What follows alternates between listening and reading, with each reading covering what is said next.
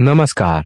इस वक्त की सबसे बड़ी खबर बिहार के समस्तीपुर जिला से आ रही है, जहां उजियारपुर लोकसभा क्षेत्र अंतर्गत उजियारपुर प्रखंड के लोहागीर पंचायत में राजद पंचायत अध्यक्ष चंदन कुमार राय की अध्यक्षता व पूर्व पंचायत समिति सदस्य राम भरोस राय के सभा संचालन में राजद कार्यकर्ताओं की पंचायत स्तरीय एक महत्वपूर्ण बैठक पंचायत अध्यक्ष लोहागीर चंदन कुमार के आवासीय परिसर में आयोजित की गई।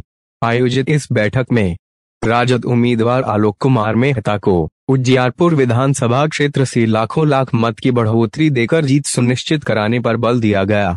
आयोजित इस बैठक को संबोधित करते हुए राजद पंचायत अध्यक्ष सह पंचायत समिति सदस्य चंदन कुमार ने कहा कि वर्तमान सांसद नित्यानंद राय का उजियारपुर की जनता से कोई मतलब नहीं है, इसलिए इस बार पूरे तन मन धन से आलोक कुमार मेहता को भारी मतों से जिताकर संसद में भेजने का काम करेंगे।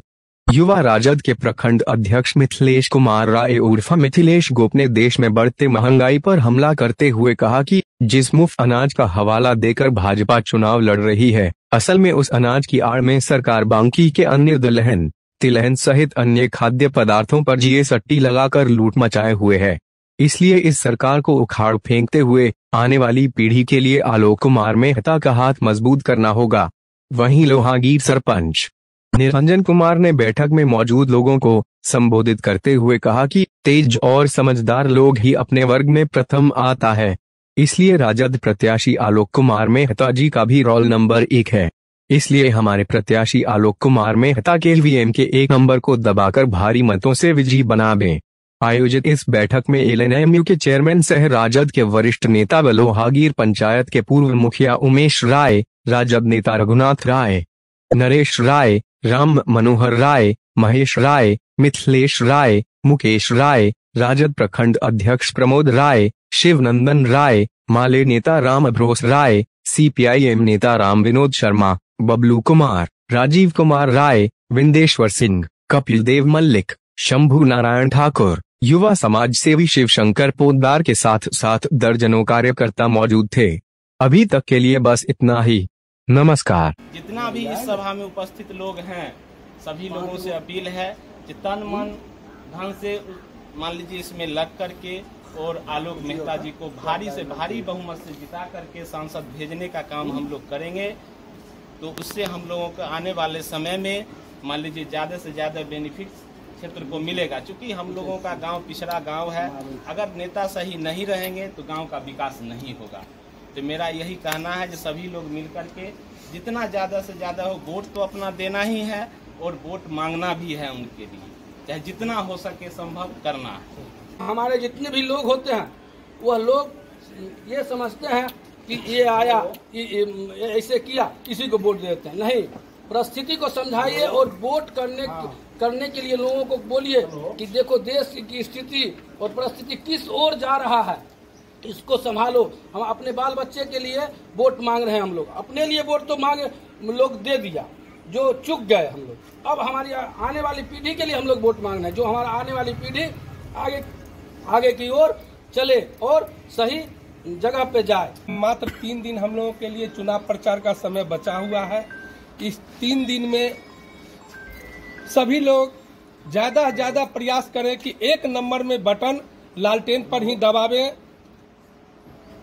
क्लास में फर्स्ट कौन करता है? जिसका रोल नंबर 1 होता है। तो भगवान की मर्जी है कि हमारे प्रत्याशी का भी रोल नंबर 1 है। और अन्य साल की भांति इस साल भी जैसे हम लोग 20 वर्षों से चुनाव प्रक्रिया में लगे हुए हैं, जैसे हमारी उम्र अभी 44 साल है, 2001 से हमने मतदान शुरू किया।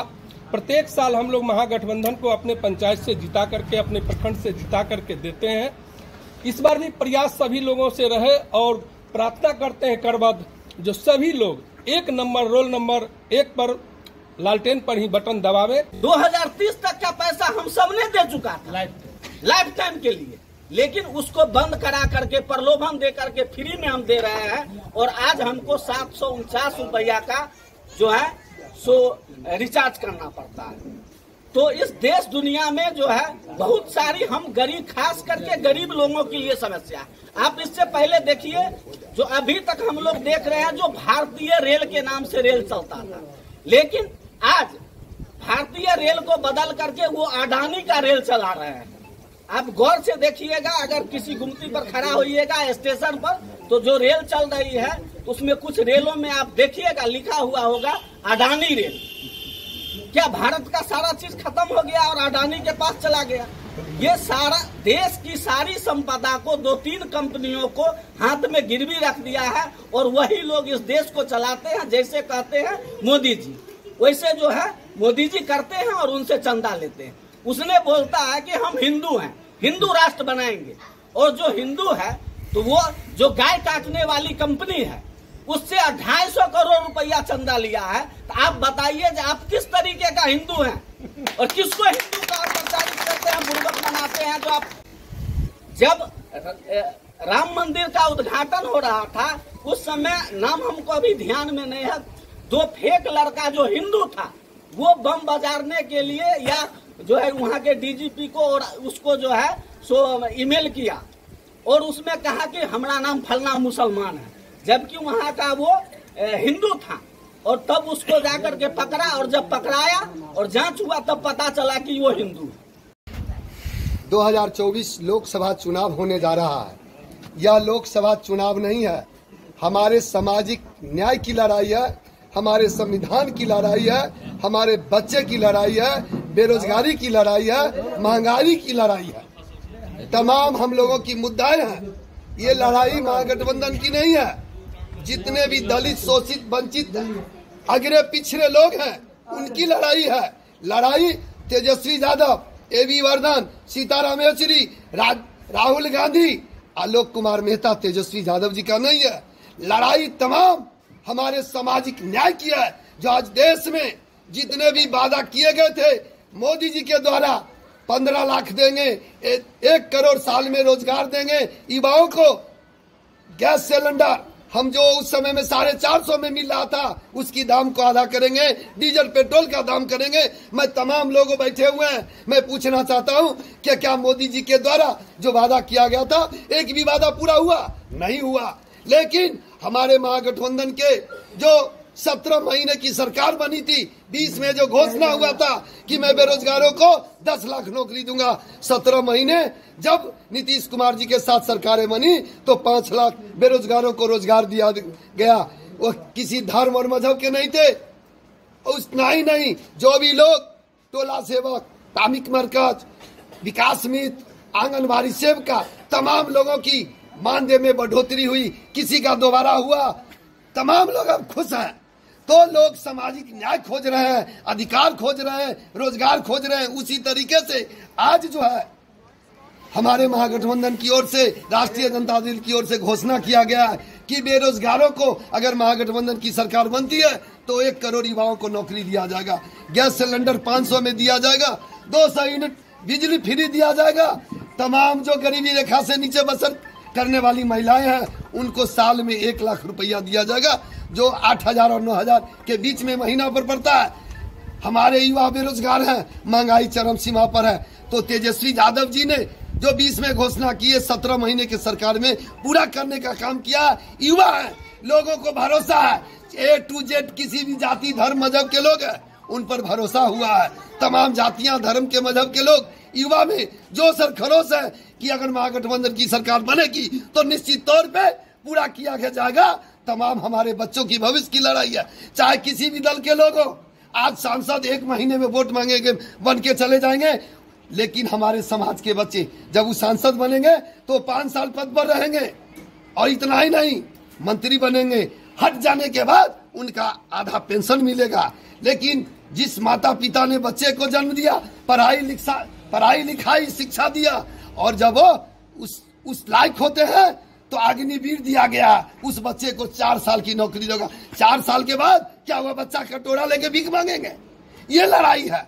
अगर सरकार बीजेपी की बन जाती है तो निश्चित तौर पर आरक्षण खतरे में है, संविधान खतरे में है, हमारे बच्चों का अधिकार खतरे में है। इसलिए तमाम जितने भी हम दलित, शोषित, वंचित लोग हैं, हम लोगों को आगे आना होगा।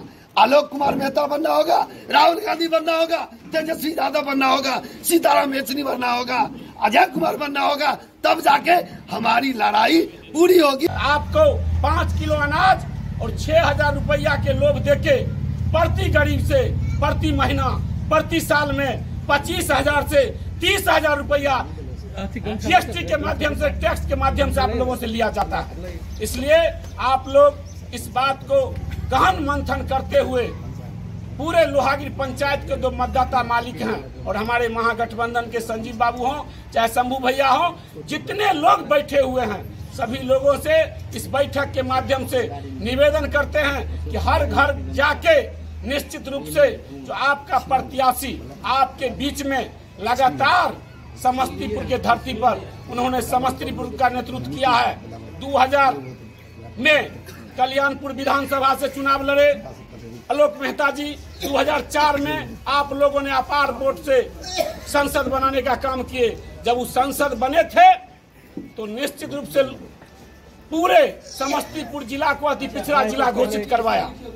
बहुत सारा उनका कार्यकाल है उनके संसद कार्य में। इसलिए मैं आप सभी लोगों से आग्रह करता हूं कि जो 13 तारीख को चुनाव है उसमें अपना एक एक महत्वपूर्ण वोट आलोक कुमार मेहता जी को 1 नंबर लालटेन छाप पर महागठबंधन के उम्मीदवार हैं। अगर आलोक मेहता जी को जिताते हैं तो राहुल जी का हाथ मजबूत होगा, लालू यादव जी का हाथ मजबूत होगा, तेजस्वी जी का हाथ मजबूत होगा, पूरे महागठबंधन के सीपीएम सीपीआई माले के जो भी हमारे लोग हैं, जो भी हमारे नेता हैं, उनका हाथ मजबूत होगा। इसलिए आप लोग अपना एक एक वोट, महत्वपूर्ण वोट, 1 नंबर जो लालटेन छाप है आलोक कुमार मेहता जी को, उस पर बटन दबा के और भारी मतों से विजय बनाने का काम करें।